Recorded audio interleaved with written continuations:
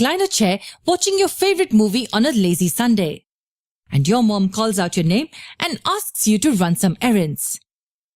You can imagine how difficult it would be for you to get up and do the work. Imagine you're practicing for your 100 meters race on this track, and somebody asks you to stop immediately within a second. Will you be able to do it? What if you're suddenly asked to turn towards the right? Will you be able to turn immediately? The answer to both the questions would be a no. You can stop, yes, but gradually. You can also turn, but not sharply. And guess what? It's the same story with every object. Every object will continue to do what it's doing. If it's at rest, it will remain at rest. And if it's in motion, it will stay in motion. But what can change this? Yes, only an unbalanced force can change this. If it's at rest and an unbalanced force acts on it, it will move. If it's in constant motion and an unbalanced force acts on it, it may accelerate or change direction. And this is nothing but the Newton's first law of motion. Here's the correct definition.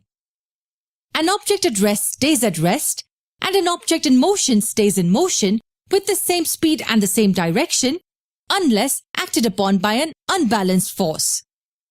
In simple words, it means that the objects continue to do what they're doing unless some external unbalanced force acts on them. We can also understand this using a simple diagram. If the forces are balanced, there can be two cases. An object may be at rest, or an object will be in motion at a non-zero constant velocity in a particular direction. These can be the only two cases when the forces are balanced. In the first case, the object will continue to remain at rest, and in the second, the object will continue to stay in motion at the same velocity and in the same direction. Don't forget, these two cases will remain true only if the forces are balanced. In the next video, we will look at a few applications of the first law of motion.